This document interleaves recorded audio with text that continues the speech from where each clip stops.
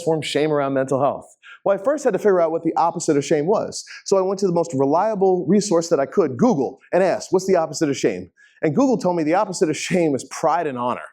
So how the heck do you go from feeling ashamed about your mental health to a place of pride and honor? It's very simple. It's a thing called self-care. When you actually take care of yourself for real, for some oddball reason, you might start to feel better about yourself.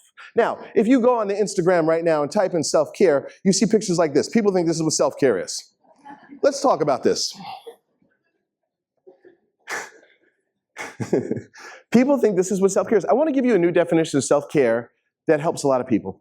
Self-care is what you do for your health when you're not in the presence of a medical professional. That's all it is. So if you washed your hands today, that's self-care. If you brushed your teeth, that's self-care. If you didn't brush your teeth, please keep your distance if you talk to me after, okay? Self-care is what you do for your health. And it's different than a thing called escape activities. Escape activities allow us to escape our thoughts and feelings. It's important to understand that we do both. It's okay to do both, but it's important to be honest with what you're doing. This is one self-care activity I do for 20 minutes twice a day. This morning, got up at 4 a.m., meditated for 20 minutes because I had to be present for my performance. That's something I do. Self-care for you might be just sitting with your coffee on the front porch. It might be praying, it might be yoga, it might be doing a stretch, whatever it is for you. But escape activities, this is one of my favorite right here. I was there last week in Vegas. If you ever want to go, let me know. I know the good hotel deals, okay? Love me some Vegas, but I'm very honest with myself. That's an escape activity. It allows me to escape my thoughts and feelings. Nothing wrong with it, but it's important to be honest with yourself about what you're doing. No wrong with going to the bar with your friend and having a few glasses of wine. Just be honest with yourself and stop calling that self-care. That's an escape activity, which sometimes we need to do. Self-care is kind of like a house. There's 3 types of self-care. So when I'm at my house, there's self-care for daily living. I have to take out the garbage. Let's see if I remember my chores here. I have to sweep the dishes and get the mail and a few other things that I'm totally forgetting. But there's self-care for you for daily living. Think about what that is. But also there's self-care for coping. This is very important. So I got a house during the pandemic in the Hudson Valley of New York. And I never really had to know how to use a house, and it came with something that I just never saw before, and I was confused by it. It came with this device that was like, I don't know, 3 feet tall and 4 feet wide, and it had these wires, and I asked the owner, I said, what is this? He said, it's a generator. I said, oh. I said, what's that for? He said, if the power goes out, you got to do this, this, and this. So if the power goes out at the house, listen very carefully here, I have a tool to cope with it. Coping needs to be prepared for in advance. You got a meeting you got to attend next week with someone you don't want to deal with. Well, you got a family function to go to soon with some people you don't want to deal with.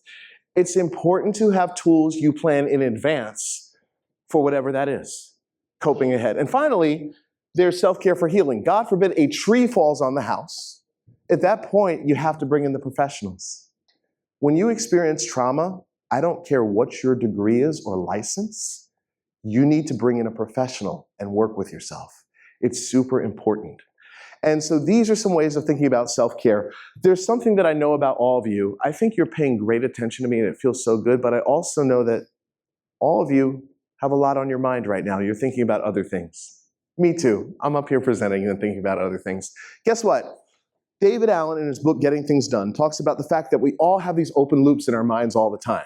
One way to deal with the open loops in your mind, and you might know this one already, is called a brain dump. A brain dump is when you take out a piece of paper and write down everything that's on your mind. If you're feeling overwhelmed right now, please ignore me and do a brain dump right now for yourself. It's one of the greatest things that you can give young people to do. You can do yourself. In my home, I have several pads in every room, just in case I need to do a brain dump. It won't take away your overwhelm. It'll make it more manageable. That's the important thing. Now, for those of you who claim you have no time for self-care, we're going to end this one once and for all. There's self-care that you can do no matter how busy you are. There are 3 questions you can ask yourself, and I encourage you to ask yourself these now.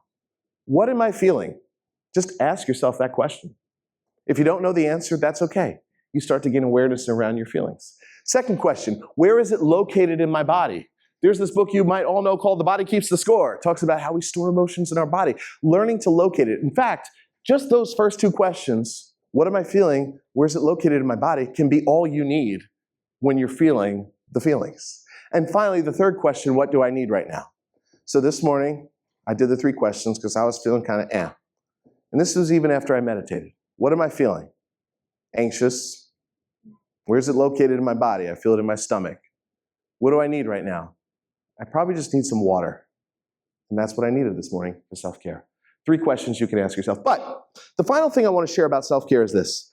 I'm going to share something innovative in self-care that you've probably never heard about before. This is brand new to all of you. Ready?